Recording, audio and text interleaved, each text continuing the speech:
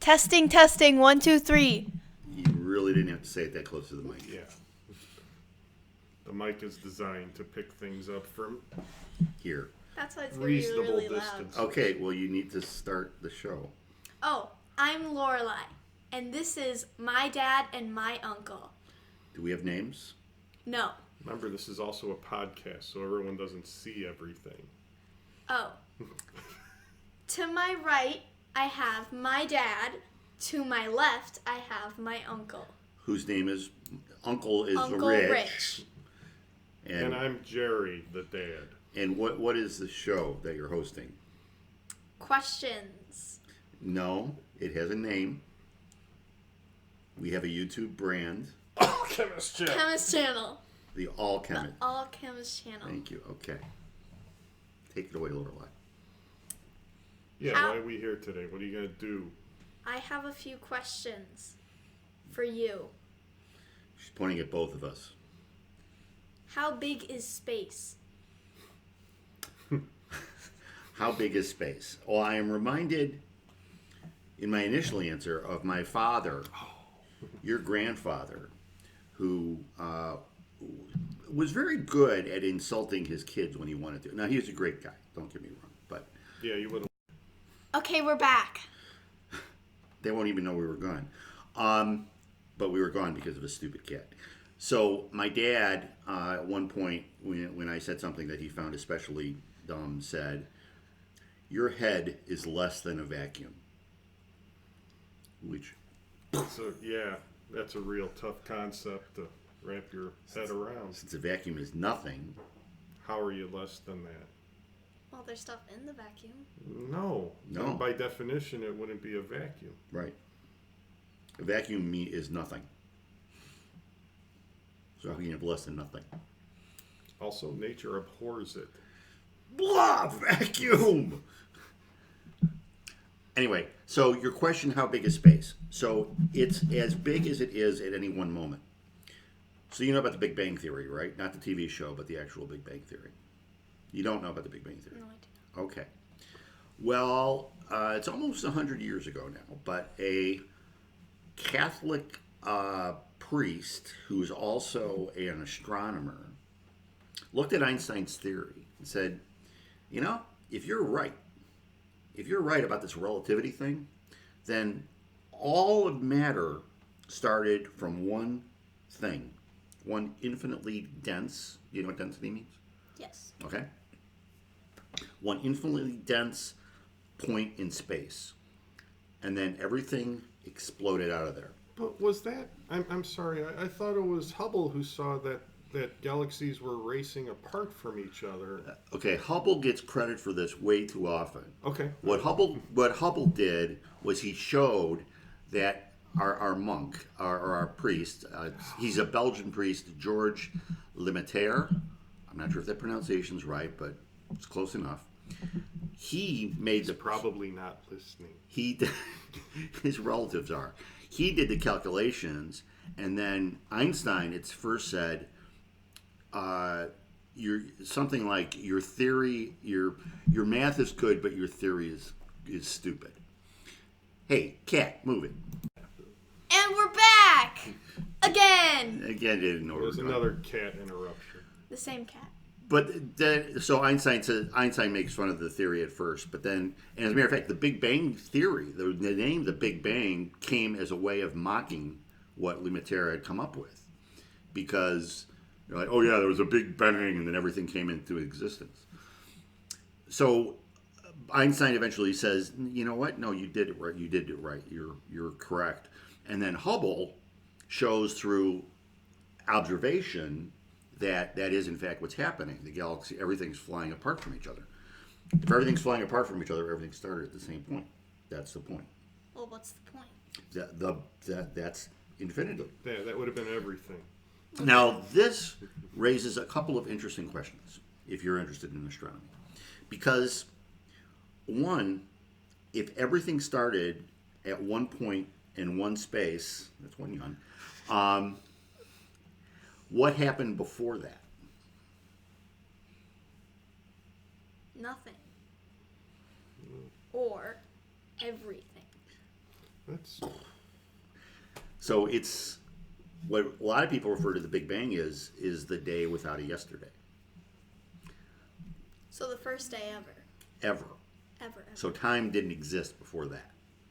Now, a lot of people don't like that. A lot of scientists, you know, me and your dad are scientists, but we also believe in God, right? That's not incompatible. A lot of people try to tell you that it is.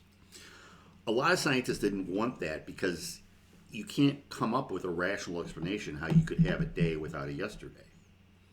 So what the scientists, a lot of scientists wanted to believe in what's called the Big Crunch, which is you have a Big Bang, everything expands, but then slows down, gravity takes over, and everything goes back to a single point, and that happens. it's a cycle that just Goes on goes and on. forever. Although, So, for a long time, that a lot of scientists, and Hawking was one of them, held on to that. You know, that's what's going on. There could not be just one start of time. That's who could do that? God. But then in 1998, two astronomers discovered that the rate of expansion of the galaxy, how fast everything is flying away from each other, of the universe rather, not the galaxy, is increasing. So if it's accelerating, it's not slowing down.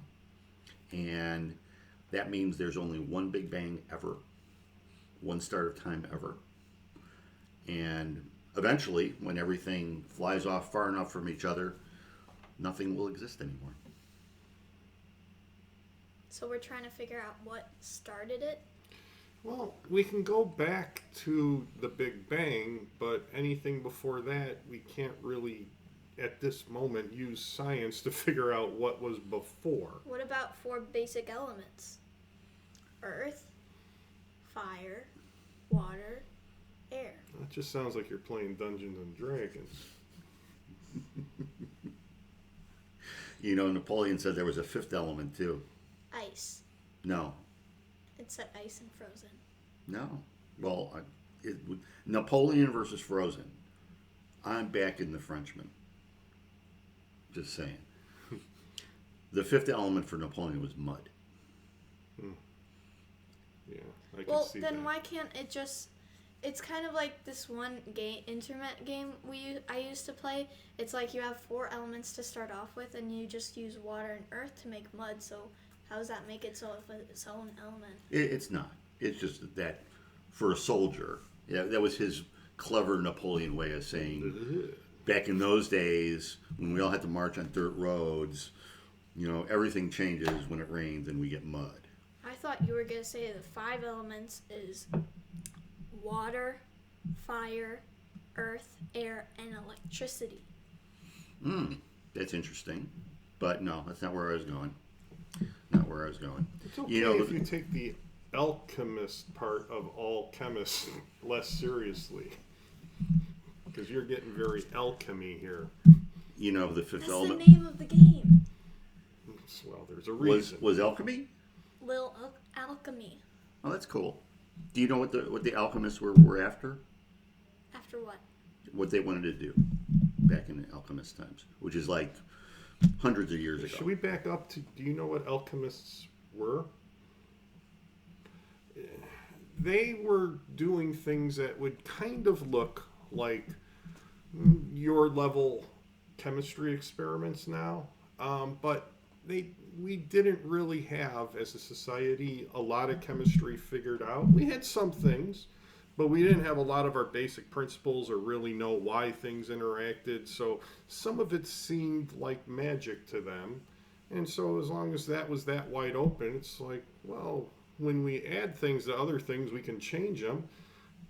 If you could change something into something else, what would be the ultimate thing to make if you're an alchemist? Lava? Oh, man. You're fine. You don't want to be an alchemist anymore. You want to go out and tour the world. You want some money. You want Money. So what would you like to turn things into? What's worth a lot of money? Gold? Yay! Ding, ding, ding, ding, ding, ding, ding. And A what, lot of things were them trying to make stuff into gold. especially lead, because they had a lot of lead just hanging around, you know. So let's turn lead into gold. And the thing that was supposed to turn lead into gold was called the Philosopher's Stone. Oh, I've heard that once before. I don't remember where. So, but to get back to space, with it constantly expanding, Don't we need spacesuits? it can expand so. Do you know how nothing can go faster than the speed of light? Yes. Well, nothing can. It's physically impossible, with one kind of exception, and that would be the expansion of space, because it's not an actual object moving faster than the speed of light. But space, I mean, especially early on, that's how crazy it was expanding, and that's why. I didn't know that. Yeah, there's nothing. Yeah, there's no reason it can't. It doesn't. It doesn't violate any of the physical laws, Wow. and it actually makes sense that it did, because when we look at where we are now, space-wise, universe-wise, it's like, yeah, we couldn't have really gotten there unless space really took off. Huh. So, yeah, I know it's a tough one, but I still don't know how to. I'm doing the Larry thing, to where I don't really know how to answer your question on how big is space. So I'm just answering some of my own. But like, how do you know it's getting bigger if we haven't explored it all yet? It's because everywhere we look, things are flying apart. I mean, things are getting farther apart from each other. It's like the classic example they use is if it was the surface of a balloon, and as you blow that up, everything gets farther apart Then it from pops. each other.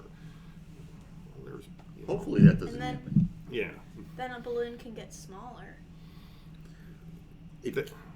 It can, but if you have it attached to String? a cylinder that has compressed gas, an infinite supply of compressed gas, An infinitely strong balloon. and an infinitely strong balloon, it will just get bigger and bigger. So, I don't know if that answers how big space is. I think one of the things that is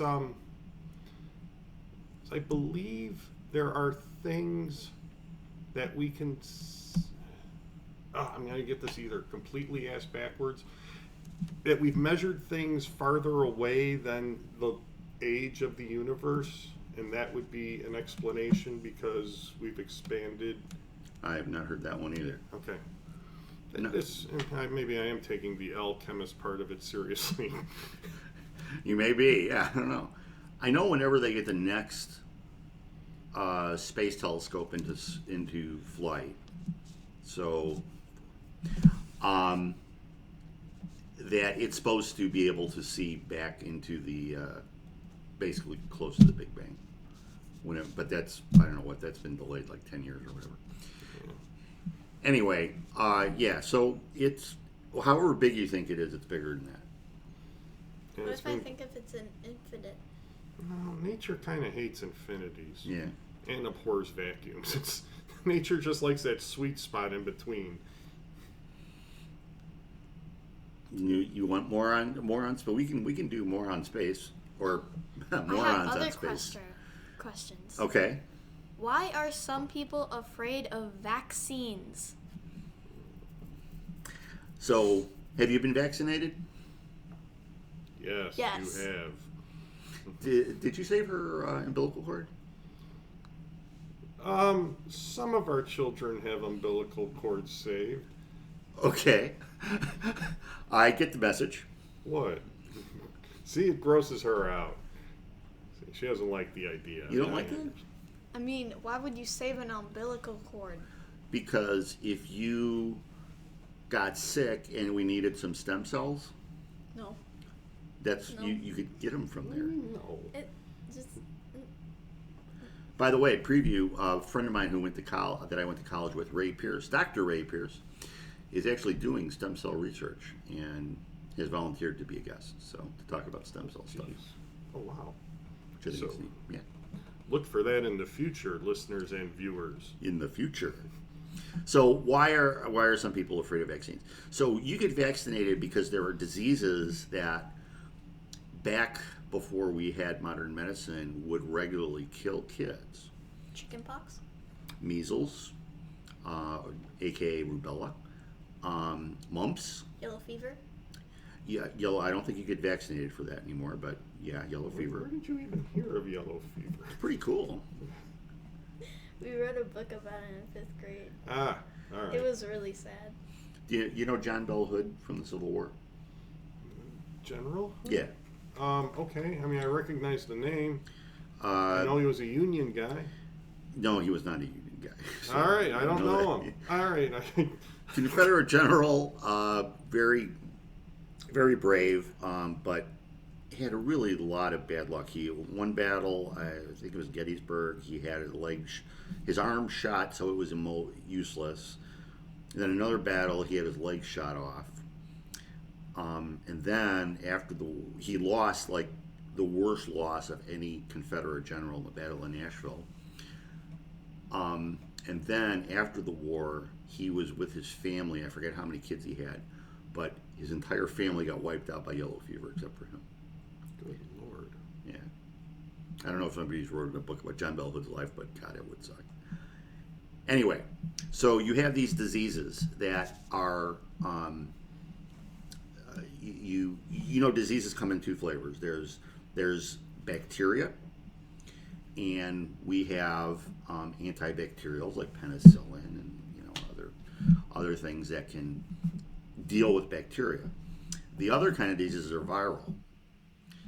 And viruses are weird things. They're like kind of alive, but kind of not.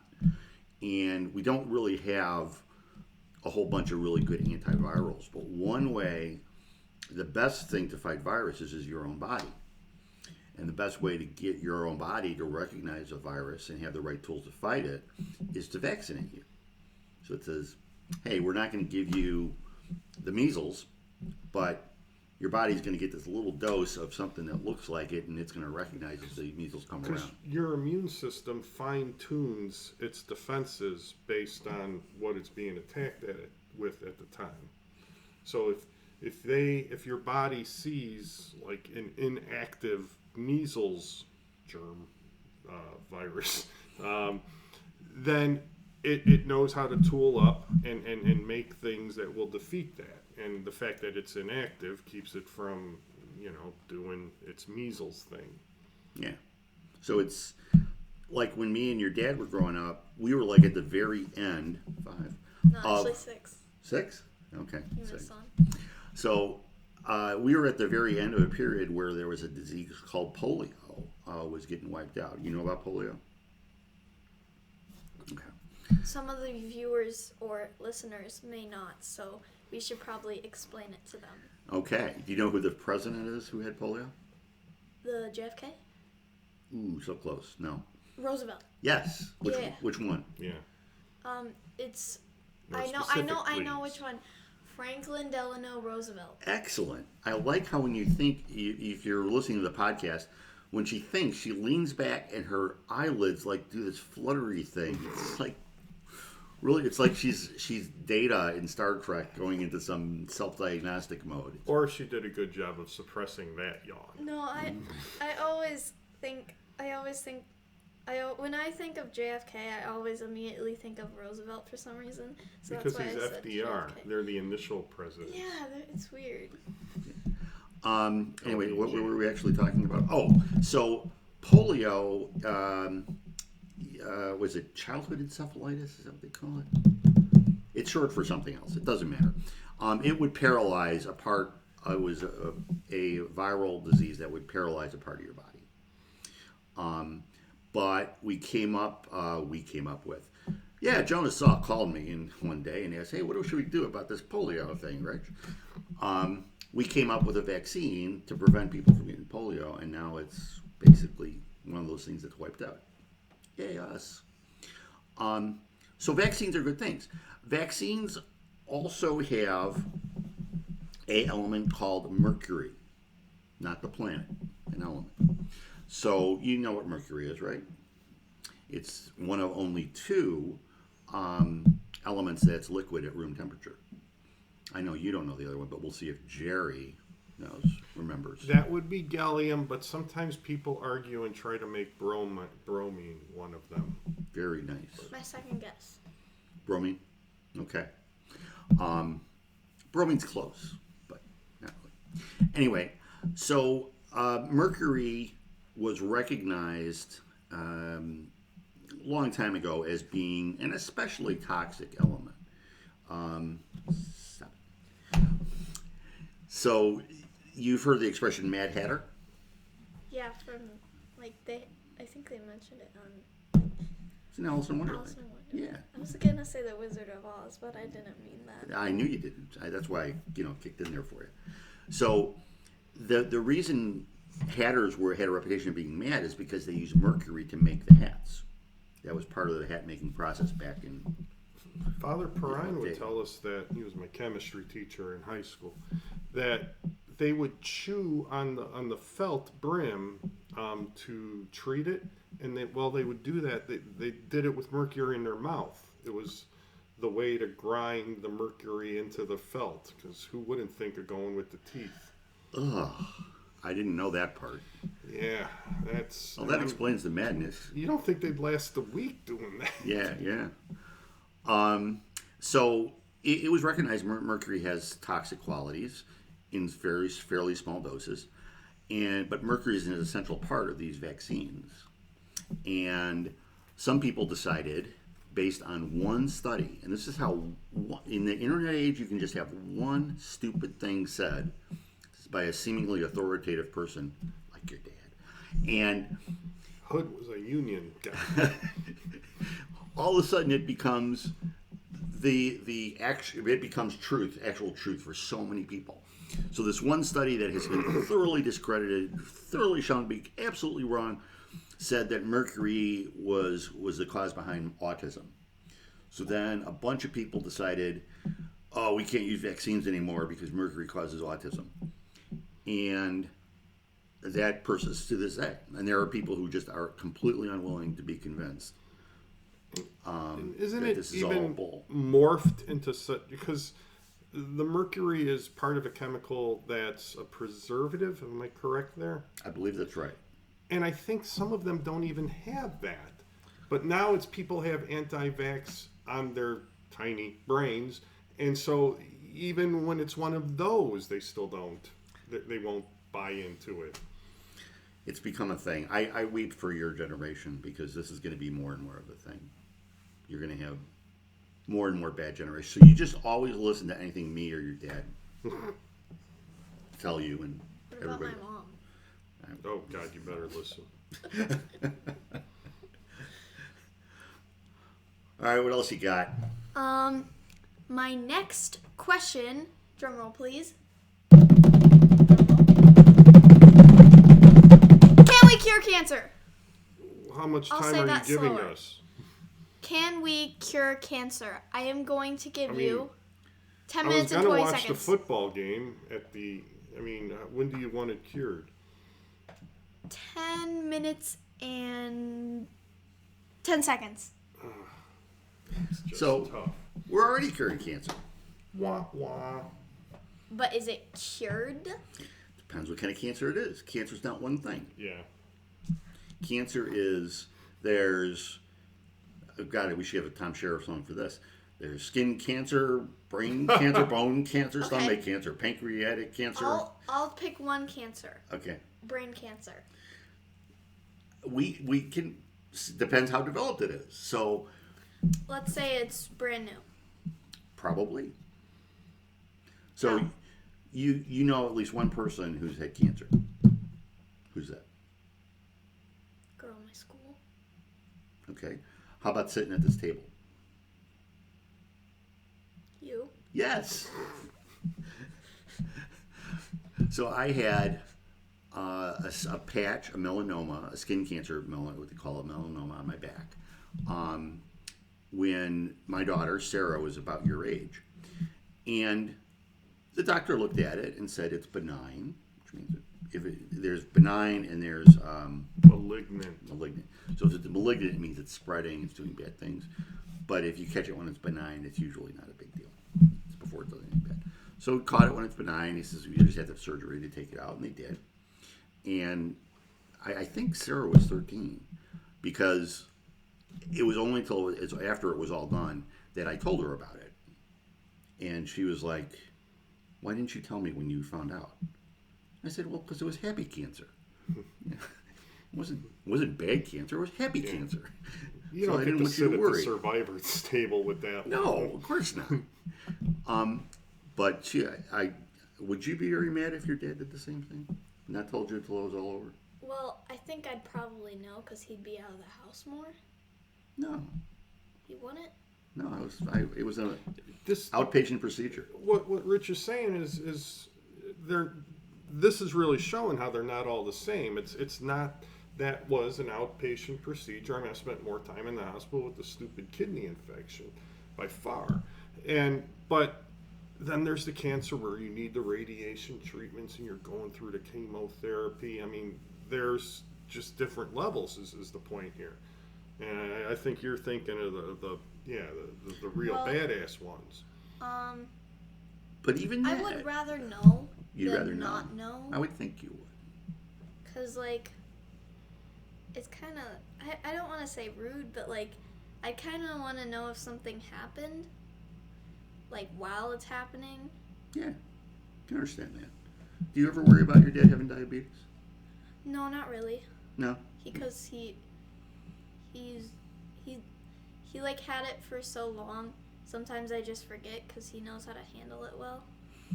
And I don't know, 50 years ago, it would have been much more of a serious thing than it is today. Also, like being gluten free, they wouldn't have many choices. Right. Yeah, same kind of thing. Did I show you my? You did. Okay. This reads my blood sugar. It stores up to 8 hours, and I just hold my phone up to it, and I get the last 8 hours of reading and my current reading. It's really made control a lot easier. And you can also check his oil as well. So we have a friend, Randy. I don't know, you probably met Randy, I don't know if you remember him, but anyway. He had lung cancer. And it comes in 3 stages. 11? Wow. You've been keeping, okay. And the podcast audience makes it think like you were arguing that there's 11 stages of lung cancer. Yeah, you're right. I didn't think about that. So, but between radiation, and it had like, the cancer had like wrapped itself around stuff and crap. I mean, but they can target the radiation now, so it hits just the cancer cells. The chemo is, I guess, better than it's been, So there's all kind of cancers where, even 10 years ago would have been a death sentence where they can do more. It doesn't mean every cancer can be cured at all times, but we are making amazing progress. Isn't there one that they have a vaccine for now? I think I read that. So that's why your question is a lot more complicated. It's because there are so many different types of cancers. Some we're doing better at fighting than others. It's the number 1 cause of death? Natural cause? Take a guess. Age? No. That would be natural causes, but no, it's not the end. Although it may be pretty soon. Heart disease. Very good, yes. And I have a friend who's a medical researcher, and what his company is working on is kind of the heart disease equivalent of what your dad has.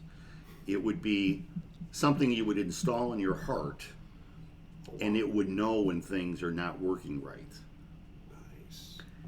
And then you would be able to catch an incipient heart attack like way ahead of time. Now the problem is I have to change my arm patch every 14 days. That, hey, it's 2 weeks, got to go in for my heart surgery. Yeah. Well, that's true, but they can do a lot of things. Pacemakers. I mean, look how long they last. They do that, and they can do. My father-in-law's had a couple of them where they go in through a vein. What do you call that? arthroscopic? Yes.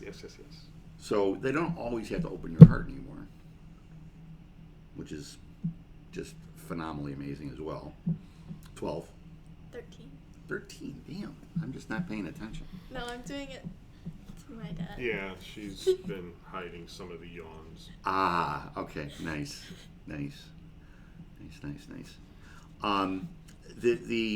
What's kind of scary among diseases, though, is that you have some instances where diseases are coming back. Some of these places where you have a number of anti-vaccine people.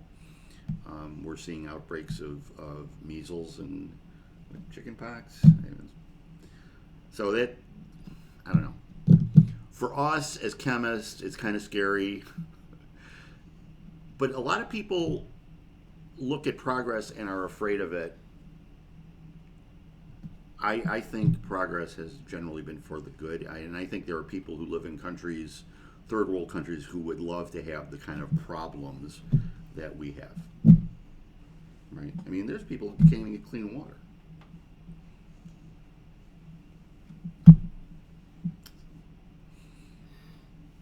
All right. So, you have any other questions, Lorelei?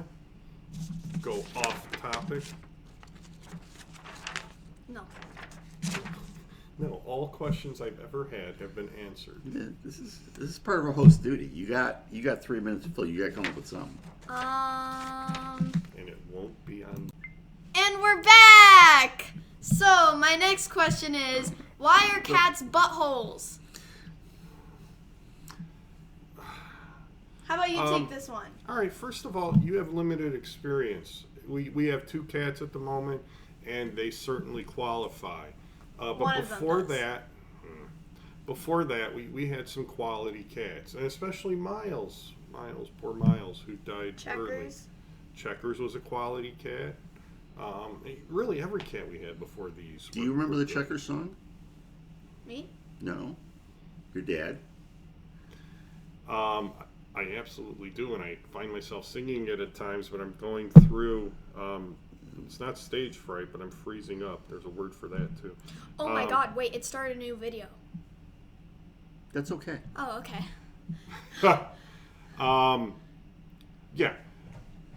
Checkers the kitty is the world's greatest cat. He can run and jump and read and fly, and he'll never get too fat. He came to us one Christmas day. Wait, is this Frosty the hungry Snowman? and so cold.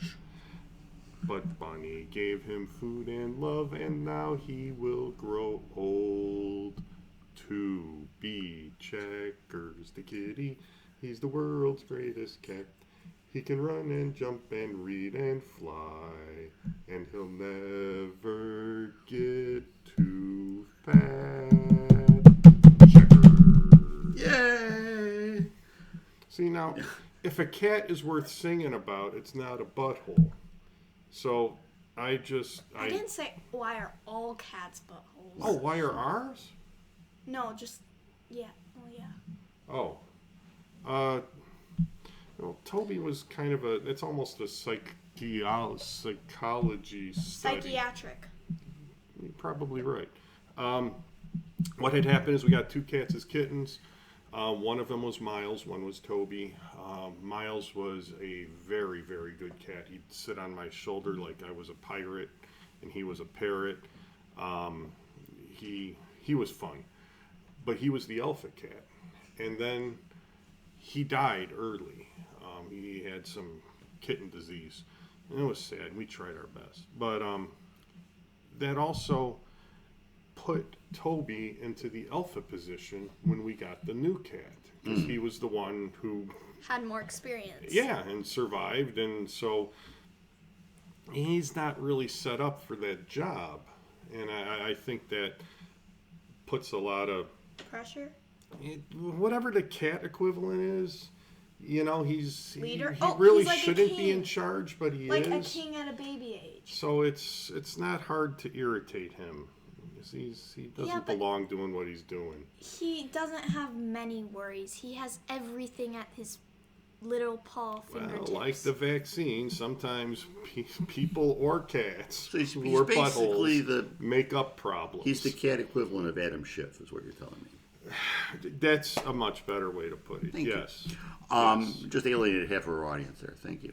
We have 3 cats, as you know, and we have 2 dogs, but our cats have all grown up with dogs, and none of them are buttholes. As a matter of fact, I think they all think they're dogs because they sleep with the dogs. Oh my God. They'll eat dog food. They are really still continue to be upset when they're not allowed back in the backyard with the rest of the dogs. Oh my God. So I think it is about nurture. Can we go I back think- to that? I think this is why we need a aren't dog. they allowed in? Why can't they go out with the dogs in the backyard? Oh, because we don't trust them to come back. Yeah, Understood. Okay. yeah, I gotcha. yeah. It's not happening. Anyway, somebody should wrap this up. Goodbye. That's not a wrap up. You gotta ask for. I see you wrap up your YouTube videos way better than this. You know what to do. All right. So that's it on the chemist show. All Chemist show. And Alchemist channel. And stop yelling.